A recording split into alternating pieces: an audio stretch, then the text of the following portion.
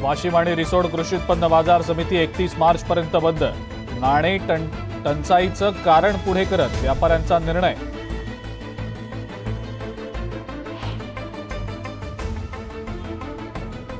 तारापूरमध्ये जलवाहिनीला 3 महिन्यांपासून गळती, लाखो लिटर पाणी वाया, जीवन प्राधिकरणाचं दुर्लक्ष होत असल्याचा आरोप।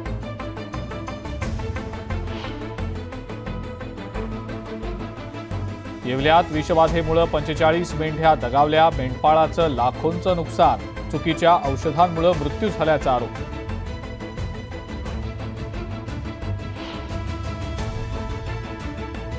रेड्यांच्या झुंजी लावण्यास बंदी असताना सुद्धा वडाळीत रेड्यांच्या झुंजीचं आयोजन, वन अधिकाऱ्यांनी केली कारवाई।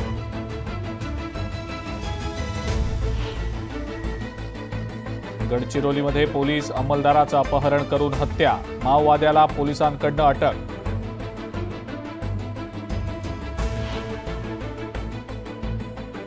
लोकसभा निवडणुकांसाठी वाशिम पोलीस ऍक्शन मोडवर, अवैधरित्या दारू वाहतूक करणाऱ्या 26 जणांवर कारवाई, 6.5 लाखांचा मुद्देमाल जप्त।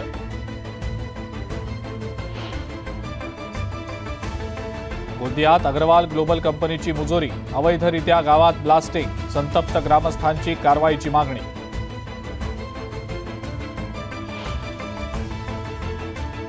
गोंदियामध्ये अवकाळी पावसामुळे गहू पिकाचं मोठं नुकसान, शेतकऱ्यांना नुकसान भरपाईची अपेक्षा।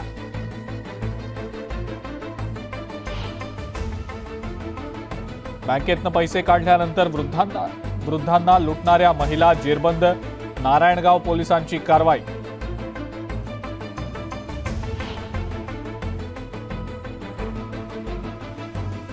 हराळवाडीमध्ये लालपरीचा पहिला वाढदिवस साजरा, ग्रामस्थांनी धूमधडाक्यात साजरा केला वाढदिवस।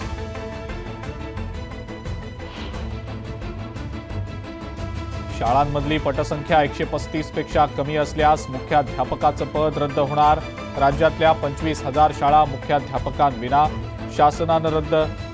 शासनानं निर्णय रद्द करण्याची मागणी।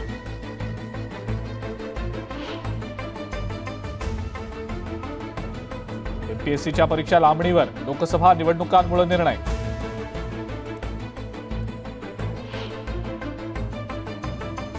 बीडमध्ये न्यूज 18 लोकमतच्या बातमीचा इम्पॅक्ट, पीक विम्यातनं 8,000 बनावट शेतकऱ्यांची नावं वगळली, बोगसगिरीला बसला चाप।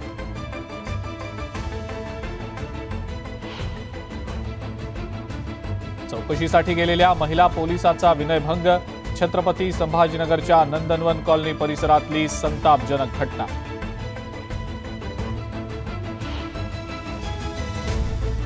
बोलिव्हियातील हुयाजा हुइरा नदी ओव्हरफ्लो, पुराचं पाणी रस्त्यांवर।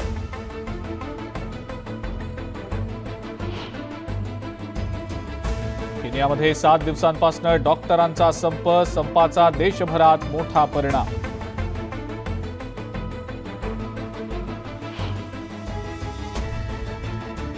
इराकच्या डोहूक भागात पुरात 2 जणांचा मृत्यू, अनेक वाहनं पाण्याखाली।